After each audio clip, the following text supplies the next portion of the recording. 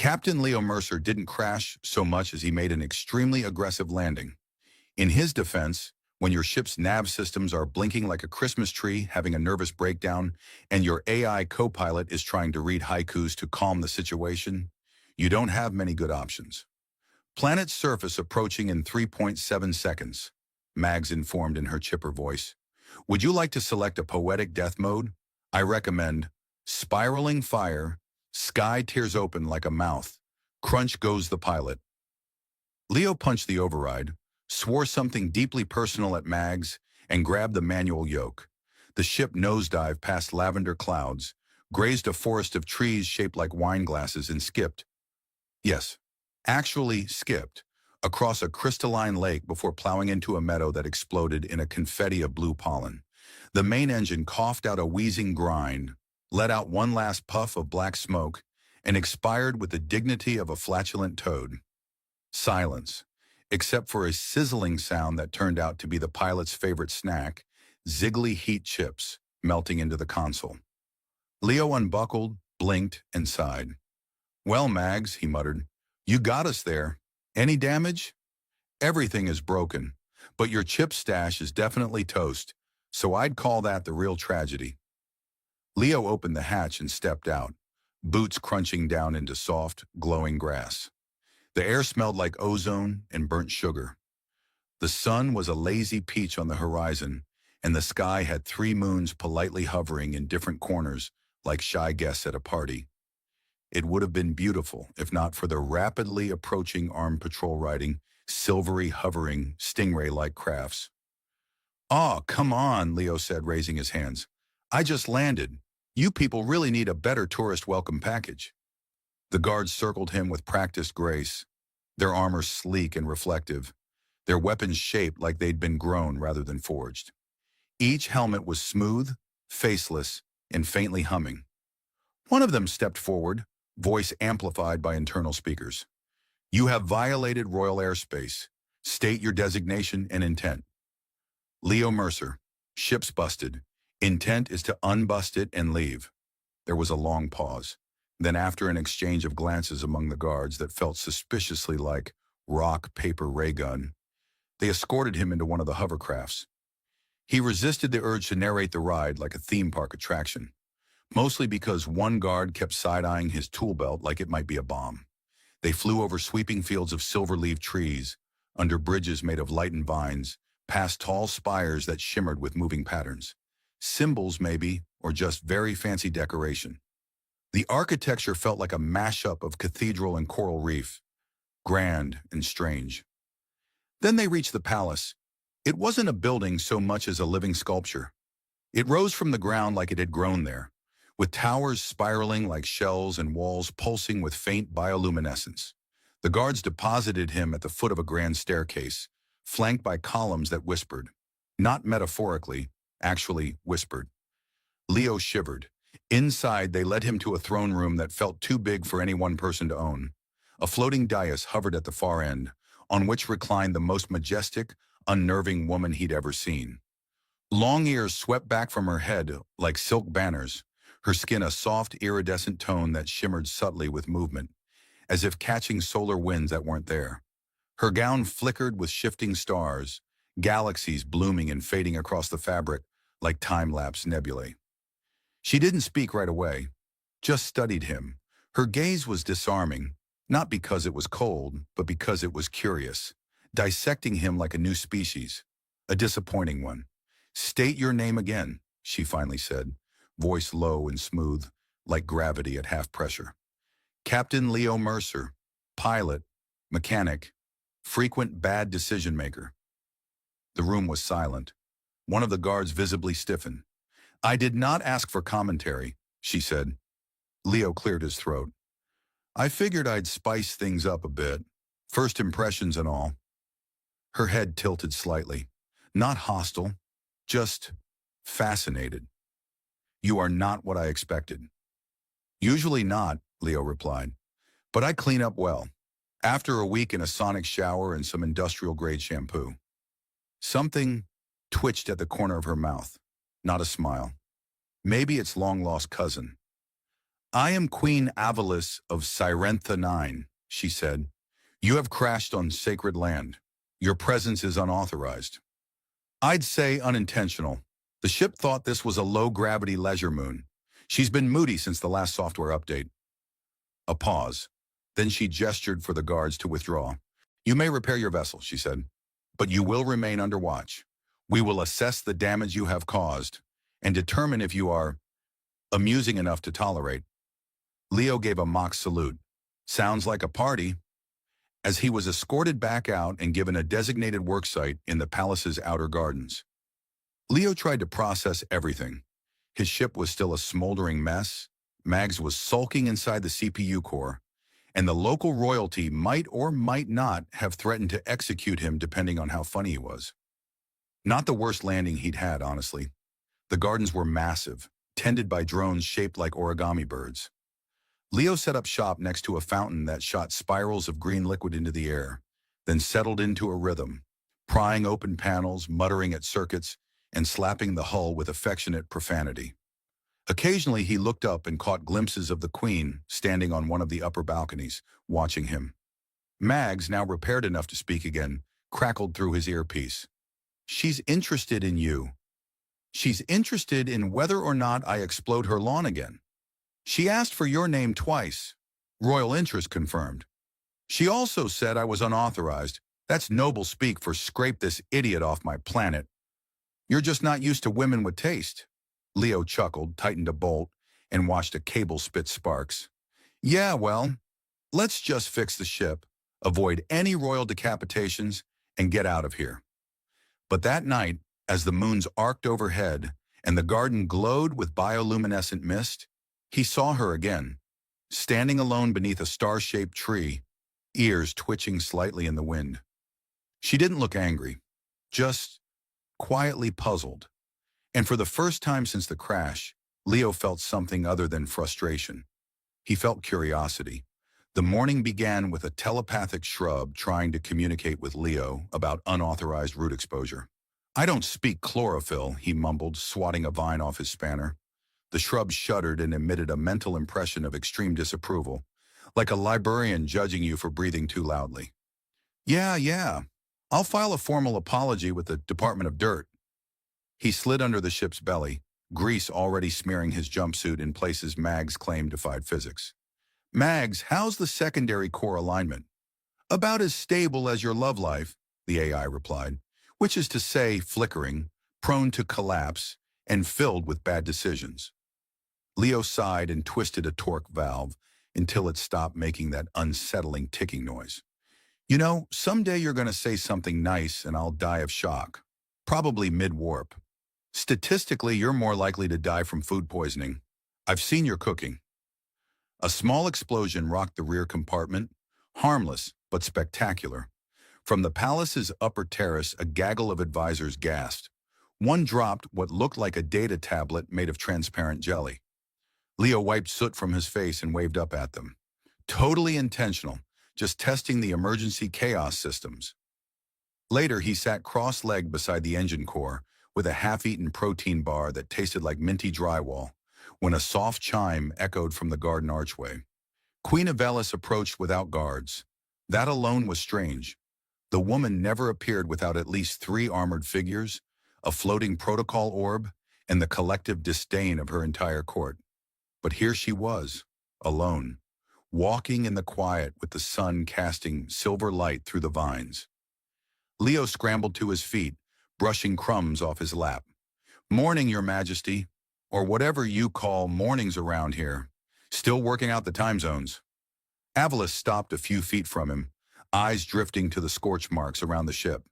You detonated a secondary fuel loop. I call it stress testing under pressure.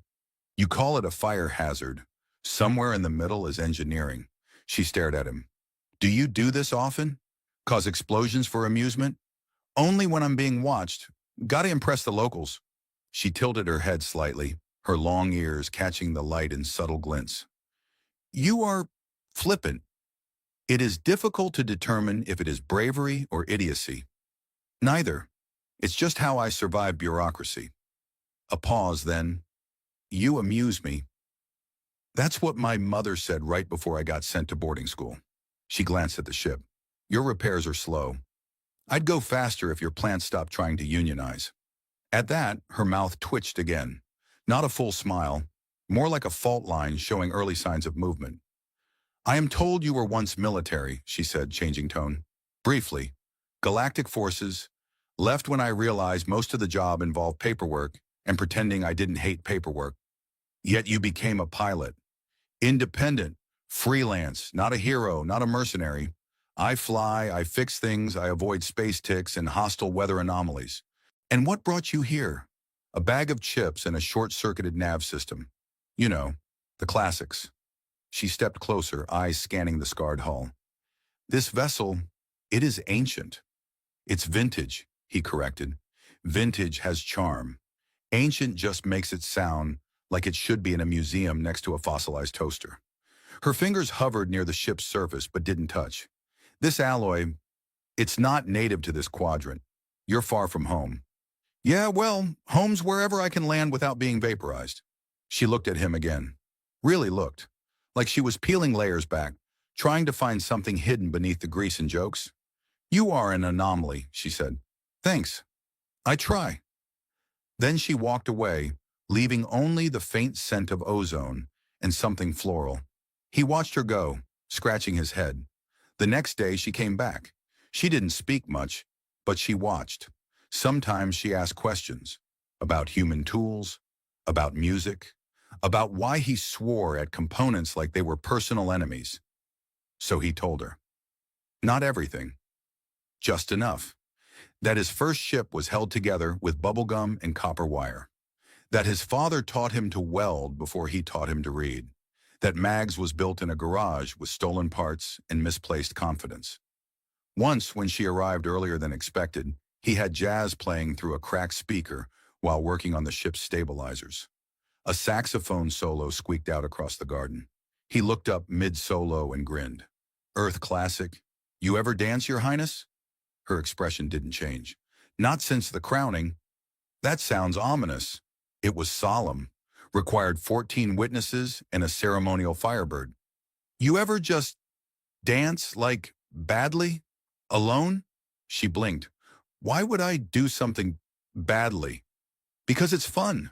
She didn't respond. But the next morning, she was humming something. Not quite on key, and not quite badly. That night, Leo sat on the top of his ship with a cup of Synthebrew. The stars of Sirentha 9 glittered in unfamiliar constellations. Mags buzzed softly through a diagnostic loop. She likes you, Mags said. Leo sipped. She likes grilled cheese. I introduced her to melted cheese on bread. That's a love story right there. She watched you for 5 hours today and only asked one question. She asked about the fusion igniter. She asked why you hum when you work. Leo stared at the stars. She's a queen.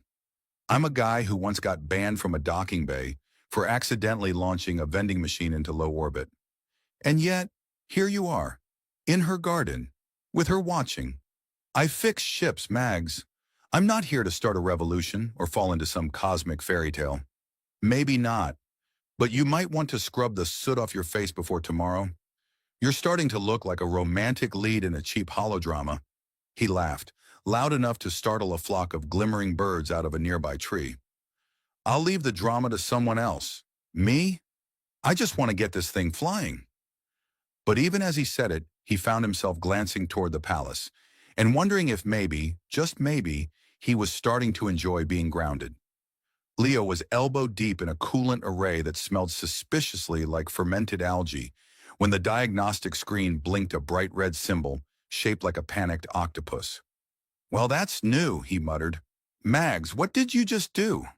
I didn't do anything, Mags replied, her tone dripping with innocence that was only ever deployed when she'd absolutely done something. But someone might have initiated a subharmonic surge test from the palace relay. Leo squinted. A what? A glorified button push, possibly intended to help, possibly designed to explode your spleen. He looked up just in time to see a short, hunched figure running away from the ship. The figure wore ceremonial robes 2 sizes too big and giggled like a malfunctioning tea kettle. Who the hell was that? Royal Minister of Energetic Resources, Mag said. I think he just tried to impress you with alien engineering. He tripped over his own cape. Yes, elegantly. Leo pushed the cables back into place and slapped the hatch shut. At this point, I'm gonna need a hazard bonus. You don't have an employer. I'll invoice the universe. Later that afternoon, he was tinkering with the inertial stabilizer using a borrowed plasma saw that occasionally emitted encouraging beeps when Queen of Alice appeared again, this time unannounced. You are singing, she observed. Leo kept cutting. Just a little. Helps the wires behave. You believe song influences electronics? Absolutely. Wires respond to love. Circuits crave affection. That's just science. I was under the impression your species prize logic. Leo turned, sweat on his brow and a lopsided grin on his face. We do, but we also write songs about our exes and invent 12 kind of cheese in zero gravity. She stepped closer, glancing at the stabilizer. This part is responsible for directional compensation during gravitational shifts. Bingo. And if it fails? Best case, I puke into my own boots. Worst case, I become a human pancake on the side of a moon. She nodded. An inelegant end. Most of my ends are. You should see the time I got stuck in an escape pod with a sentient vacuum cleaner. Avlis frowned. Sentient? Long story. It fell in love with me. Tried to marry my leg. She didn't laugh, but she exhaled sharply through her nose, and her ears twitched. Victory. A minute later, a young attendant arrived bearing a translucent box filled with glowing fruit. The Queen gestured for Leo to take one. They're safe, she said. Mostly. Leo picked one up. It shimmered between violet and deep green, slightly warm to the touch. If this turns me into a lizard, I'm blaming you. You'll be faster and more agile, she said. He bit in. The fruit was impossibly juicy, like eating a sunbeam. And fizzy. Oh, wow, that's like soda, wine, and Hope had a baby. Avalis looked pleased. It's called Gelna. We cultivate them for royal ceremonies. I'm honored to crash your snack cabinet. Later, Leo was back under the ship, working in the dark with only a flickering wrist light and Mag's sarcastic commentary to guide him. You know, Mag said, I ran a linguistic scan on the Queen's dialect. Please tell me you didn't translate anything insulting. Relax, I just noticed something. Her speech patterns shift when she talks to you. Leo groaned. What does that mean? She's mocking me? She's mimicking your style. Informality, contractions, even sarcasm. Leo paused. You're saying the Queen of this planet is becoming more like me? Terrifying, isn't it? Beyond. The next morning, Leo received an invitation. Well, more like a summons. A small sphere floated into the repair site, projected an iridescent glyph in midair, and played a chime that sounded suspiciously like a xylophone falling down a staircase. He tapped it. The message displayed, Attend. Noon. No excuses. The meeting chamber was not what he expected. No guards, no throne. Just Avalis, seated at a round table scattered with strange objects, crystals, devices, and a slowly orbiting globe of semi-liquid light. I've been thinking, she said without preamble, about propulsion. Leo raised an eyebrow. Mine or yours? Yours, your ship's configuration is inefficient. Well, it's got character. It's got bad math. She gestured to the floating orb. I've been redesigning your flight matrix.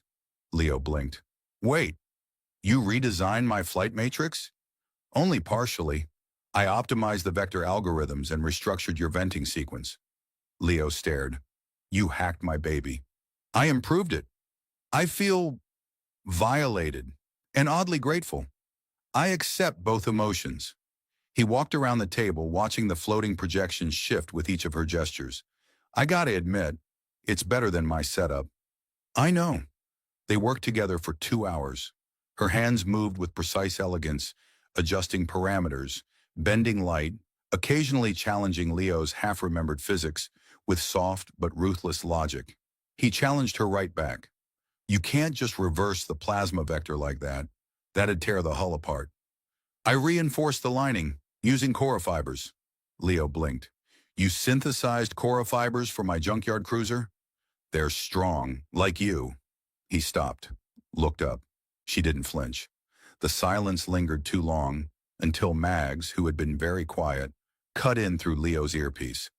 Okay, I was wrong. This is a cosmic fairy tale. Leo flushed. We should test these settings? Maybe a ground sim? Of course, Avelis said. Tomorrow. Later that night, Leo sat outside the ship, looking up at 3 moons and one very quiet sky. The stars felt closer here, less like distant fire and more like old friends who never shut up. Mag spoke again. She offered you Cora fibers. That's basically a Sirenthan love poem. Leo rolled his eyes. You're reaching. She also touched your ship with both hands. She was showing me the stabilizer recalibration. She has never done that for anyone. I checked. You're becoming uncomfortably involved in my personal life. I live in your ear. I have nothing else. He leaned back, thinking. Tomorrow he'd run the new configurations. Maybe they'd work. Maybe they'd blow out his vent coils. Either way, he knew something had shifted. And not just in the plasma vectors. Leo had officially run out of excuses not to fly. The new propulsion array, powered by Queen Avelis's Cora fiber upgrades and enough glittering tech to make a galactic science guild salivate, hummed with a low, confident energy. Even the ship seemed excited. Mags had purred through diagnostics like a smug cat in a sunbeam. You're sure this won't disintegrate the garden? Leo asked, tightening the last bolt on the stabilizer for the 5th time. 70% sure, Mags replied. The other 30% accounts for sudden interdimensional tears and minor garden gnome sentience. There aren't gnomes here. Not yet. Leo rolled his eyes and tapped the comm embedded behind his ear. Your Highness, we're ready on our end. If your airspace people want to run a last sweep for curious pigeons or loose dignitaries, now's the time. Avelis' voice came through, smooth and precise. Proceed.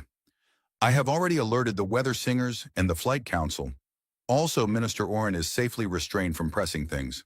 Good. He keeps trying to make toast with my fusion lens.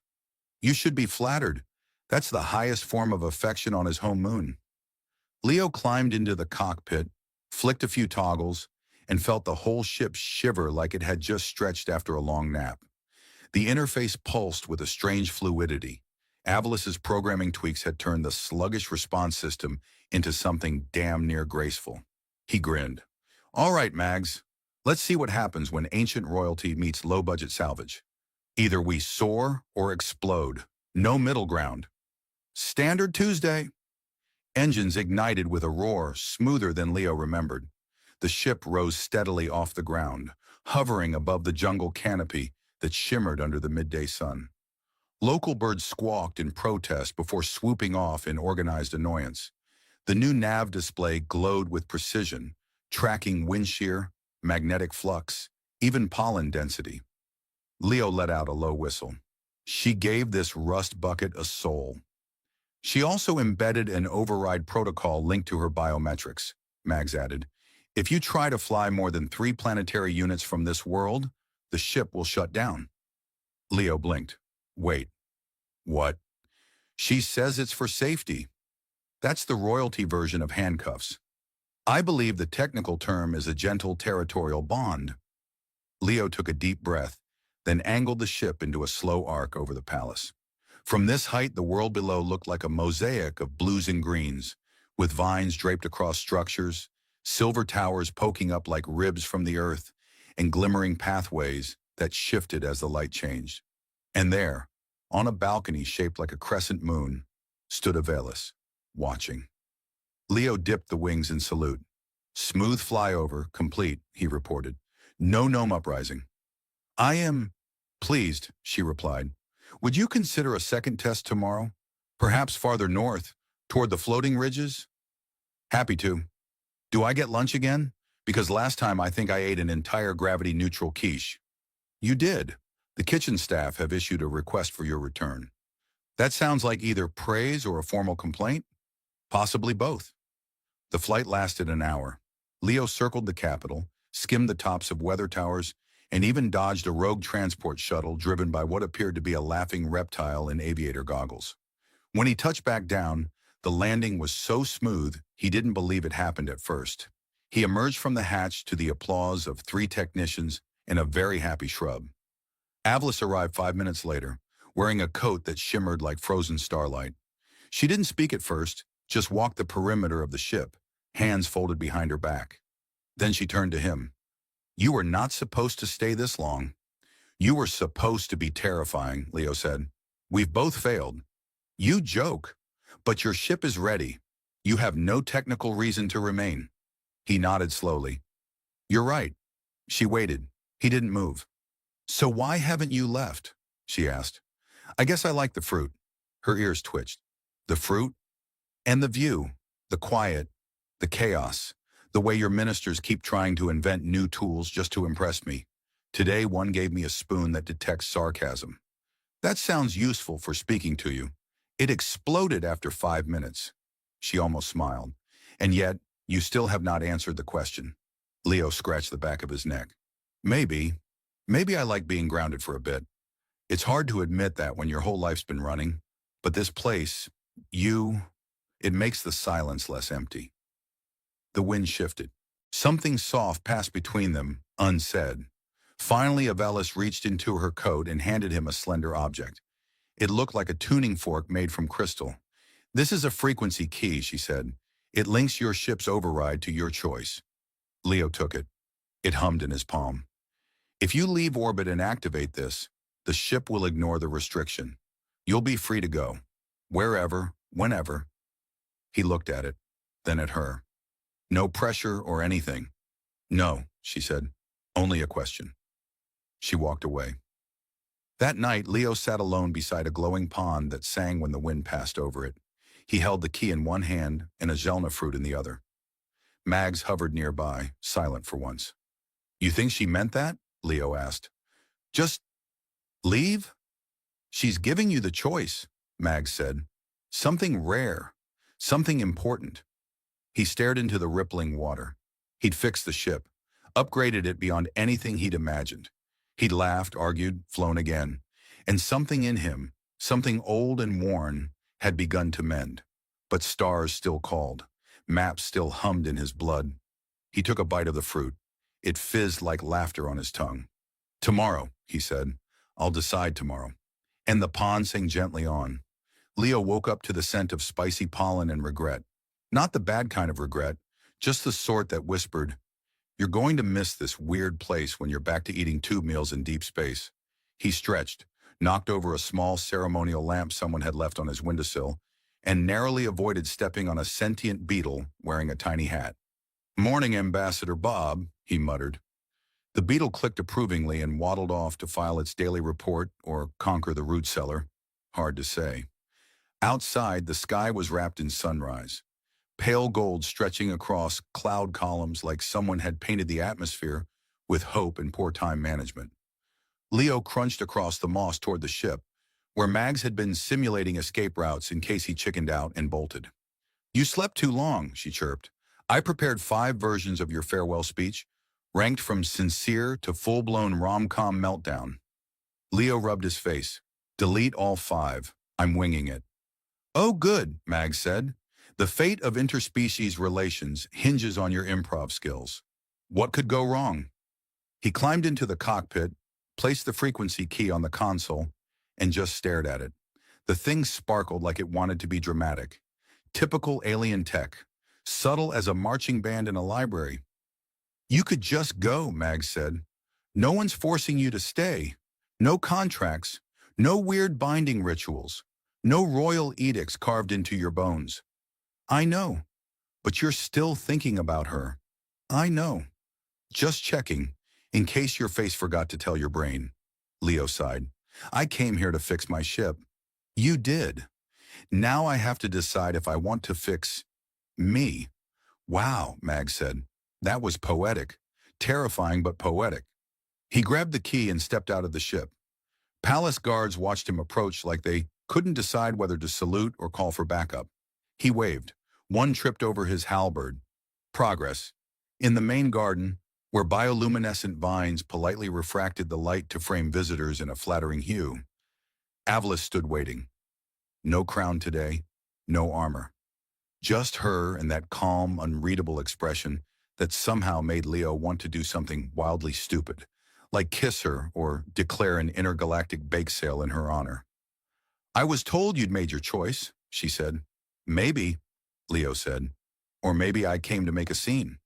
I like scenes. Excellent. That makes this easier. He held out the frequency key. I don't want it, he said. Her ears twitched. You refuse freedom? I'm choosing something else. That's what makes it real. You would stay then? She asked. Abandon the stars? Leo smiled. Let's not get crazy. I'll take occasional star visits. Just no more running. She stepped closer. You are aware what this means. There will be duties, ceremonies, possibly matching robes. I survived 4 weddings, 3 space pirates, and 1 ex-girlfriend who controlled lightning. I can handle your fashion crimes. I like the sound of that, she said softly, and I like the sound of you liking things I say. A pause, a breath. Then her hand slipped into his. In the weeks that followed, Leo found himself in charge of palace systems maintenance, a position invented entirely for him and defined loosely enough to allow tinkering, mild explosions, and a growing army of eccentric assistants. He taught a handful of engineers how to fix a hydraulic seal using chewing gum and sarcasm. In return, they taught him how to levitate furniture and bake lightning pastries. He made friends, real ones, the kind that didn't vanish after port refueling. Mags, meanwhile, integrated with the palace infrastructure, becoming both snarky advisor and reluctant mascot.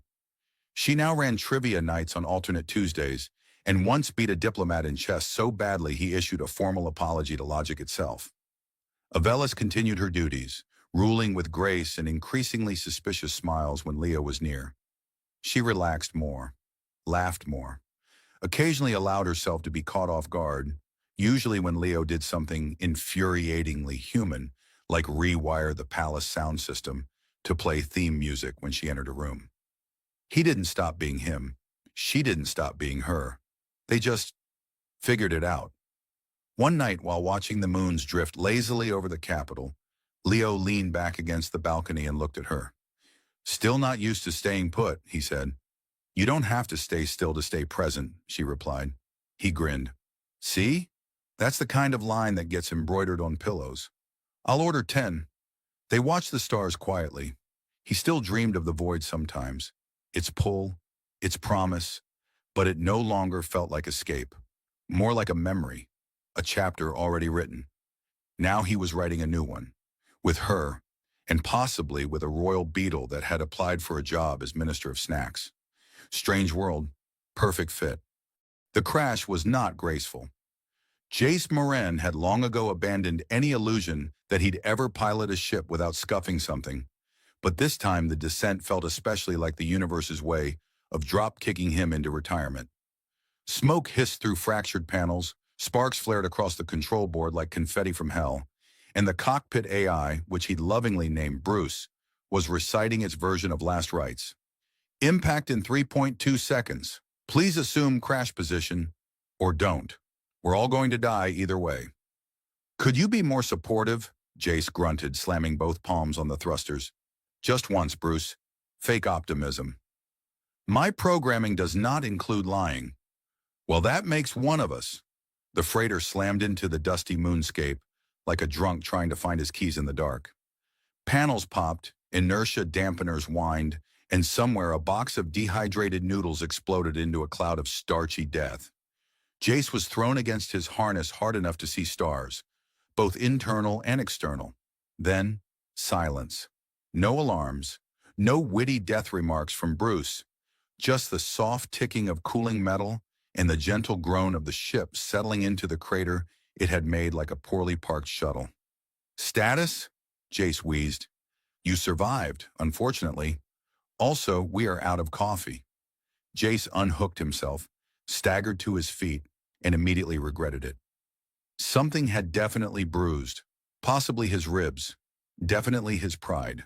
He grabbed his sidearm, a flask, and what remained of a ration bar that tasted like sadness and regret. The ramp groaned open with a dramatic hiss meant for a much better film. Outside, a violet sky stretched over jagged black cliffs, a fractured moon above dripping silver light over ancient ruins. The planet's surface shimmered with low-level radiation, harmless to most humanoids but enough to make your teeth itch. And standing between the ship and those ruins, was her. Well, not her, not yet. A dozen years ago, she'd been a child hiding in the hollowed ruins of the Vel'Sharan vaults. Just a kid with two big eyes, leaf-shaped ears, and a trembling voice that kept asking if the monsters had come. Jace had soothed her with the only things he had, a half-broken harmonica, a security blanket made from his torn thermal coat, and a promise he'd never really believed he'd keep. But she wasn't that kid anymore. She was a memory, a ghost. And this was just wreckage. He stepped down into the moonlight, boots crunching over obsidian dust. His HUD flickered, trying to calibrate in the static-rich atmosphere. Data came in slow, trace metals, old energy signatures, some form of archaic tech still humming deep beneath the surface, but no signs of life. "I thought she'd be here," he muttered. "To be fair," Bruce replied through his wrist comm, "this is the 17th moon you've searched. You could try not crash landing on the next one. It adds character. It adds repair bills." Jace moved toward the ruins. A thin wind cut across the stone, whispering nonsense. His boot knocked something. An old ceremonial helm, half buried, Vel'Sharan make. He picked it up, brushed it off, and tucked it under his arm. "Do you think she remember?" he asked. "You mean the alien princess who was 9 years old and terrified out of her mind when you made a solemn vow on a candy wrapper?" It was a ration packet. "So romantic." Jace ignored him and ducked into the ruins. Broken columns etched with curling script stood like the bones of gods. His flashlight danced across faded murals, Vel'Sharan warriors with elongated limbs and glowing blades. One of them looked eerily like him. Probably coincidence. Hopefully. He turned a corner and froze. There, half lit by his beam, was a small altar. On it sat a metallic box, clean, untouched by dust or time. He approached carefully, every instinct humming. The box scanned his presence and unlocked with a soft chime. Inside was the wrapper, his wrapper, crinkled, faded, but unmistakable, still carrying the childish scribble of his promise. "I'll come back, Jay." Jay stared. "Oh, quite the shrine," Bruce commented. "Do you think she's been feeding it?" A sound behind him. Software footsteps, not human. He turned, drawing his blaster. And there she stood, Talisera of House Vel'Shara. No longer the small, frightened girl. She wore ceremonial armor that shimmered with electrosilk and pulsed softly at the seams. Her hair was longer now, woven with strands of silver circuitry. Her ears were still long, still delicate, but sharper now, more regal. And her eyes held the fire of someone who'd grown up waiting far too long. "Hello, Jace," she said, voice clear and steady. He blinked. "You grew. You got ugly." He laughed. It came out surprised. She didn't smile, not yet, but her posture softened. "You promised," she said, "and I'm really late." She stepped forward, reached out, and smacked him across the face. "Okay," he said, holding his jaw. "Fair." Talisera stared at him. "You came back, after all this time." "I said I would. Most people die." "I'm not most people," Bruce chimed in. "Statistically speaking, you should be dead 5 times over." "Bruce, not now." Talisera tilted her head. "Is that your ship's AI? He prefers technological burden?" "I see it inherited your charm." They stood there, 2 mismatched pieces of a memory, orbiting the ghost of a promise. The wind howled again, distant and cold. Then Talisera turned, gestured toward the ruins. "Come. My court thinks you're a myth. Let's ruin their day." Jace grinned. "Sounds like fun." As they walked together into the dark, the stars overhead seemed to shimmer, just a little brighter. There was a royal protocol for everything on Vel'Shara. Arrival of foreign dignitaries, 15 steps of bowing, a recitation in High Vel'Shari, and the release of 7 genetically engineered doves that sang the anthem in 3-part harmony. Return of a long-lost Terran believed to be either myth or mass hallucination? No script, just stunned silence and an awkward cough from one of the palace aides who dropped his ceremonial helmet trying to run. Jace followed Talisera into the throne corridor with the same confidence he used to walk into firefights. None. The palace had changed. He remembered it as a hollow ruin, Now it was alive. Walls of shimmering crystal pulsed with quiet energy, and bioluminescent vines ran along the ceiling like soft, green lightning. Every guard he passed gave him a look somewhere between reverence and, "Do we shoot this guy?" "Smile more," Talasera whispered as they passed a portrait that was very clearly her, age 13, standing next to a poorly drawn cartoon of him. Jace raised a brow. "That was you." She didn't look at him. "I was experimenting with facial angles." "You look like you're being tickled by the ghost of a bad joke." "That's because the court painter insisted I imagine you saying something witty." He smirked. "Did it work?" "I believe I tried to have him exiled." The doors to the council chamber slid open, revealing a half-moon table of elder advisors who looked collectively like they'd bitten into something sour. At the center sat Yavin, Talisera's first shield, bald, armored in obsidian alloy, and radiating a type of displeasure that could cause entire planets to apologize. "Princess," he said, in a voice that was definitely not smiling, "you return with a guest." "He's not a guest," Talisera replied. "He's the reason I didn't grow up in a pit of despair and emotional trauma." Jace waved. "Hi, Jace Moren, former soldier, current disappointment." Yevon blinked once. "That explains the face." Talisera cleared her throat, stepping forward. "We have more urgent matters than how deeply offended you are, Yevon. The Arxian Accord is fracturing. You've all seen the coded intercepts." "Which may be falsified," said an older woman, her ears elegantly braided. "And even if they're not, what role does a Terran mercenary play in our current crisis?" "I bleed well," Jace offered. "You bleed often," Talisera corrected. "But he's here because I trust him, and because this isn't just a diplomatic game anymore." She brought up a holomap, light bleeding into the air like neon ink. Red zones flickered across the edge of Velshara's protected space, pinched inward by rising Arxian warfronts. "These aren't isolated skirmishes. They're testing our outer defenses, and they've been modifying their ships with something new. Energy signatures we haven't cataloged. I need someone who's not bound by our rules to investigate." "I see," the older woman said, "and you believe this Terran is the answer." "Actually, I was thinking of sending Bruce," Jace said. "He's more diplomatic." "He once tried to file a complaint against gravity," Talisera muttered. "Gravity was being unreasonable." Yevon stood slowly, the table quieting as he moved around it. He approached Jace, standing close enough that Jace could smell something distinctly like space oil in formal disapproval. "I knew of you," Yevon said. "You were a file, a whisper, a story the princess held on to like a bedtime tale. Now you stand here like some myth from a child's dream. But this is not a dream. This is war." Jace met his gaze. "I know war. I've had it wake me up for breakfast more times than I like to count." Yevon studied him a moment longer, then turned to Talisera. "He's your burden. If he dies, let it not be on our report." "Much appreciated," Jace said. "I've missed being the inconvenient variable in strategic planning." Later in her private chamber, Talisera collapsed into a floating chair that reshaped itself to cradle her. Jace leaned on the balcony rail, looking out at the hovering city pods and the streams of skycraft glowing like fireflies in synchronized drift. "So," she said, "how many times have you almost died since we last saw each other?" "Since this morning or in general?" She looked at him. "I meant over the years, but I'm now curious about breakfast. Today, once, cargo bay explosion. My toaster's developing sentience." She shook her head, but she was smiling. "I really thought you were dead.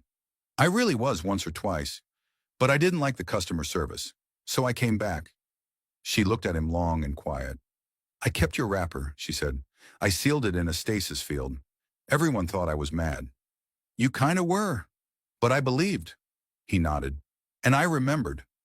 Their silence was not awkward. It was full. Full of the things they didn't say, of the years between, the planets, the wars, the loneliness. "Do you trust me?" he asked softly. She didn't hesitate. "Yes, but I don't trust the people around me not to try and use you." "Let them try. I'm harder to use than I look." Suddenly a loud crash echoed from the hallway. Bruce's voice followed, panicked.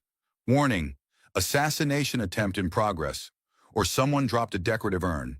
"Either way, your attention is required." Talisera was already up. Jace drew his blaster. Guess this is our welcome party, he muttered. She drew a blade from beneath her gown. Let's show them how we handle uninvited guests. A well-thrown plasma dagger is many things. Elegant, deadly, occasionally dramatic when spun correctly. But what it should never be is lodged in the portrait of someone's grandmother. Unfortunately, the attempted assassin had poor aim. The dagger sizzled against the protective shimmer field behind the painting, leaving only a smear of scorched pride and a mildly offended depiction of Elder Vernesha in full ceremonial regalia, staring eternally disapproving into the void. Missed, Jace said, rolling behind an energy pillar as a second dagger embedded itself in the floor inches from his boot. Try not to taunt the person actively trying to stab us, Talisra called out, crouched behind a kinetic shield generator that had been installed mostly for decorative purposes, until now. It's how I cope.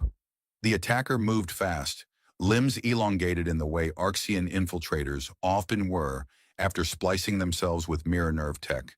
It gave them flexibility, speed, and the tendency to hiss when cornered. This one was no exception. Another blade sang through the air. Jace deflected it with the flat of his sidearm, then shouted, "Bruce, lights!" The chamber plunged into red alert mode, overhead panels dimming to a saturated crimson that turned everything into a crime scene set at a nightclub. Did that help? Bruce asked. I don't know. I feel more dramatic.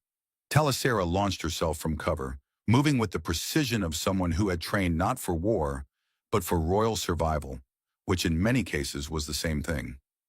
Her blade hummed through the air, catching the attacker off guard. The hiss turned into a growl. Jace surged in from the other side, sidearm crackling with low-amp plasma bolts. The infiltrator ducked, flipped, and launched itself up toward the ceiling using the column's magnetic plating. For a moment, it hovered there like a bad idea halfway executed. Then Bruce rerouted gravity in the room. The infiltrator slammed into the floor with a wet metallic thud. I reversed the polarity of the floor, Bruce said proudly. I always wanted to say that. The guards finally arrived, tripping over themselves in layers of ornate armor that made them look like angry lampstands. Talisra raised a hand, stopping them before they could collectively do something tragic and loud. We need this one alive, she said. Secure and extract.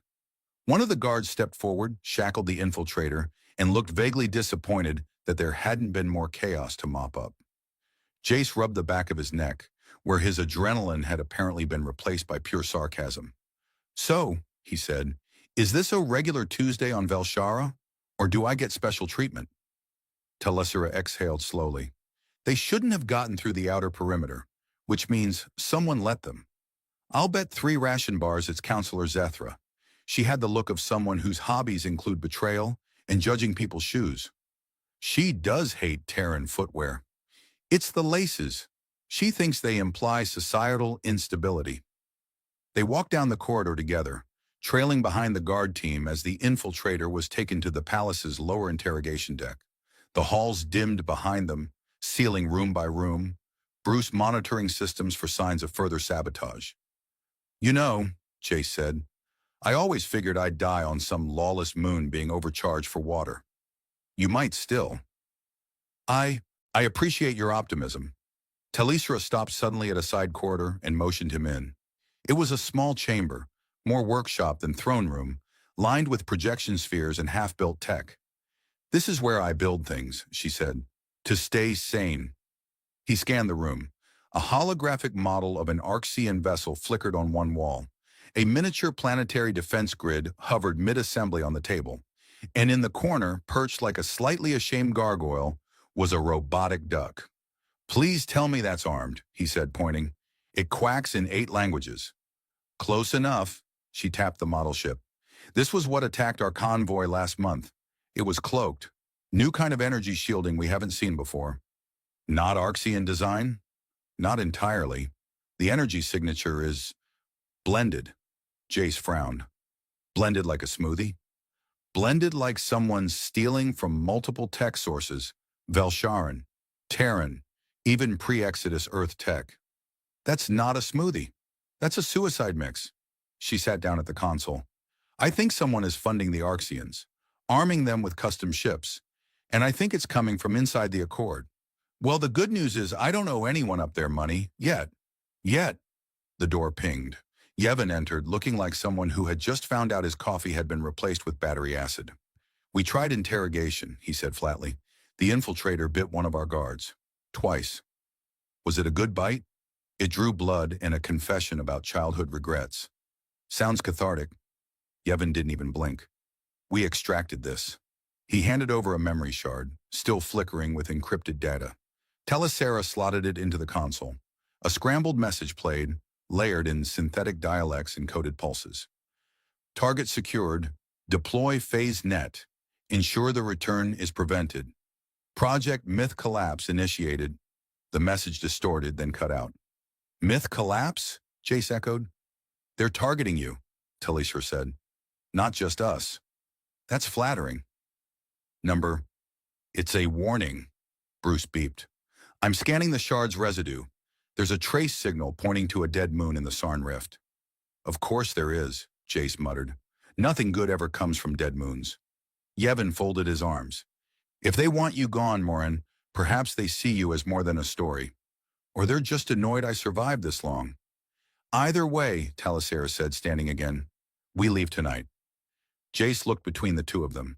Do I get a proper ship this time? Yevon glared. Define proper. One that doesn't smell like fermented socks and betrayal. I'll see what I can do. As the room buzzed with quiet urgency, Jace leaned against the console, eyes still on the flickering trace of the intercepted signal. Bruce, he said, prep everything for deep space and pack the duck. Finally, Bruce sighed, we bring the real weapons. Bruce piloted like he'd trained under an asteroid with emotional issues. The ship, a lean, slightly outdated scout cruiser named Second Chance, lurched sideways through a plasma eddy on the edge of the Sarn Rift. Everything inside rattled, including Jace's last remaining sanity and Telecera's meticulously calibrated drink, which decided to leap off the console and make friends with the floor. Bruce! Jace shouted from the co-pilot seat, gripping the armrest like it owed him money. Maybe pull back on the heroic turbulence setting. I apologize, Bruce replied through the overhead system. This region is littered with gravimetric distortions. Also, I've always wanted to reenact a Terran action holo. Maybe pick one that doesn't end with the ship in several regrettable pieces. Telecera wiped her boots on a cloth and calmly sipped what was left of her drink. Is this the part where you both scream while I steer us through with actual competence? No, Jace said. This is the part where I pretend I'm not about to throw up and then dramatically save the day with a well-timed quip. BRUCE chimed in. Would now be a good time to mention that the dead moon you're approaching appears to be, how do Terrans say it? Very much not dead. Telecera leaned forward. The view through the cockpit window sharpened. A dark cratered moon with a strange glow pulsing beneath its surface like a heartbeat. Scattered debris orbited the perimeter. Wreckage of ships, ancient satellites, possibly a defunct space hot dog stand if Jace squinted just right. There are energy readings, Bruce continued. Faint but artificial. Not natural geothermal emissions. Power grids, cloaked base, Telicera said. Or a trap. Jace leaned back. Why not both? The ship touched down amid jagged rock and silence. They suited up, armor woven with reactive alloys, helms with adaptive vision filters, and Jace's custom gloves, which still had the words left and right labeled in case of emergencies. Telecera activated her wrist scanner. Signals stronger underground, and there's a network of tunnels beneath us. Bruce, keep the ship hot. I was programmed for hotness, Bruce said, but yes, also I will keep engines primed. They descended through an airlock hidden beneath a fallen satellite dish. The tunnels were hexagonal, Arxian design, and echoed with the sound of their steps. Dim blue lights flickered as if remembering how to illuminate after years of slumber. Do you ever wonder, Jace said, why these evil secret bases never install better lighting? Like villainy must have a terrible electricity budget. Low lighting makes monologues more dramatic, Telecera replied. After 30 meters, they reached a massive sealed door with a handprint scanner. Telecera approached it. It's coded for Arxian DNA, she said. Jace stepped up. Want me to try my universal override technique? What's that? He punched the scanner. A long silence, then a whir, click. The door slid open. Talishra stared at him. It works more often than it should, he said. Inside was a chamber lined with stasis pods, dozens of them, all pulsing with soft internal light. In the center stood a tall console displaying holographic logs. Talishra approached, fingers dancing over controls, bringing up layers of data. These pods, they're cloning tanks. Jace squinted at one. Cloning what? She turned slowly, face pale. Me. He blinked. Wait, you? As in royalty, you? The logs confirmed it. Genetic copies, neural maps incomplete, but structurally sound. Variants, altered temperament thresholds, programmed obedience markers. They were building an alternative, she said. An heir they could control, just in case. Jace frowned. In case of what? A voice boomed through the chamber. In case of failure. They spun as a figure descended from an upper deck. A man in high-collared robes, eyes aglow with neural implants, skin pale like it hadn't seen sunlight in decades. Counselor Zethra, Talishra said. I prefer director now, Zethra replied. The accord was always flawed, inefficient. I sought order. The princess was a child clinging to fables, a Terran ghost. Emotion was her compass. So I prepared a future without her. Jace raised his weapon. You built an army of copy princesses to overthrow a government? Zethra shrugged. They were cheaper than elections. Talishra stepped forward. You'll be charged with high treason. No, Zethra said, activating a beacon. You'll be too dead to press charges. Walls hissed open. Drones poured in, sleek, weaponized, and glowing with the same pulsing light as the moon itself. Jace cursed. Why do villain speeches always end in swarms? He dove behind a pod. Talishra sliced a drone mid-air, her blades sparking through its core. Bruce's voice crackled in their ears, requesting permission to blast that base from orbit. Denied, Jace shouted. We're inside. Well then, may I suggest a plan B? Define B. Boom, Jace grinned. Give us 5 minutes and a dramatic exit. Talishra nodded. Or 3 if he keeps making jokes. They fought their way through the chamber, disabling drones with coordinated strikes. Zethra retreated toward the upper deck, tapping commands into a wrist console. Stop him, Talishra shouted. Jace vaulted over a pod, fired a bolt into Zethra's panel, sparking the interface. The chamber lights flickered. The stasis pods began to overload, failing in sequence. Oops, Jace said. I may have accidentally tripped the apocalypse. They ran, back through the tunnels, through collapsing halls. Bruce opened the airlock as they sprinted aboard, the ship lifting off just as a shock wave shattered the moon's surface. Fire and smoke bloomed beneath them. In orbit, Bruce turned on the lounge lights and activated calming music. Emergency over, he said. You may now resume mildly aggressive flirting. Talishra turned to Jace. We need to take this to the council, all of it. And what do we tell them? Jace asked. She met his eyes. That the past is back, but so is the one person who promised to stand with me. He smiled. I'm terrible at keeping most promises. But not this one, she said. And for once, Jace didn't have a joke ready. Council chambers had a distinct smell, like diplomatic incense, expensive indecision, and upholstery that hadn't been cleaned since the Second Compact War. Jace decided. It was exactly the kind of place that encouraged arguments over breakfast muffins and planetary defense policy in equal measure.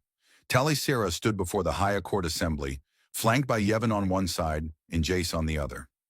Bruce had been politely asked to wait outside after his last attempt to network with the Chamber's AI system led to a brief jazz performance and some embarrassing mood lighting. The data is conclusive, Talishra said, voice steady. Counselor Zethra was conducting unauthorized experimentation, cloning, and subversion of Accord governance. His actions nearly collapsed the balance of power across 5 systems. A few counselors shifted uncomfortably, possibly from guilt or from the ceremonial robes, which looked like they'd been designed by someone with a vendetta against comfort. One of them, Counselor Maros, old enough to have voted in the invention of toast, raised a finger. And the Terran, Morin. What of him? Jace gave his best smile, which generally worked better on pirates and bartenders than galactic politicians. I showed up, he said. Didn't die. Blew up a moon. Classic hero arc. Talasir aside. He also uncovered the conspiracy, helped expose traitors, and quite literally saved my life. Again, another counselor leaned forward. Why did you trust him? After all these years? She looked at Jace. Because when I was a child, I was terrified, and he promised to come back. And he did. Even when he had every reason not to. That matters. There was a long silence, filled mostly by the unspoken weight of 5 systems, realizing they might have just been saved by someone who once duct-taped a laser cannon to a maintenance droid. The head of the assembly finally stood. Counselor Zethra's position is revoked. An independent tribunal will oversee trials. Princess Talasera of Velshara, your actions have preserved the accord. You are to be commended. And the Terran, someone muttered, will issue him a certificate and possibly a fruit basket. Please not space papayas, Jace whispered. They taste like regret. Later in the hangar, Bruce was polishing a photon turret and humming to himself when they returned. Did they applaud? Bruce asked. No, Jace said, but no one asked me to leave permanently, so I'm counting it as a win. Yevon approached with a datapad. The council wants you to remain in diplomatic service. As a liaison, an unofficial headache. Do I get paid? Yevon smirked. You get responsibility. That's worse. He left them alone after that, giving Talasera and Jace space near the observation deck, where the stars stretched endlessly, uncaring and brilliant. So, she said, arms folded, what happens now? I haven't figured that out yet, Jace admitted. I'm not used to staying. She didn't answer right away.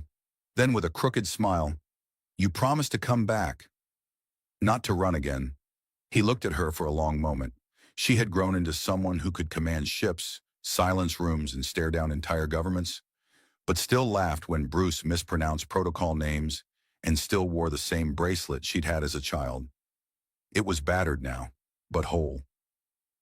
I was a soldier, he said softly. Then a ghost. Then, I guess I became a story. But with you, I get to be real again. Terrible at speeches, she murmured. I'm a work in progress. She stepped closer. Then stay. Let's write the next story together. He reached for her hand.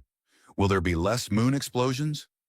No promises, Bruce chimed in from behind.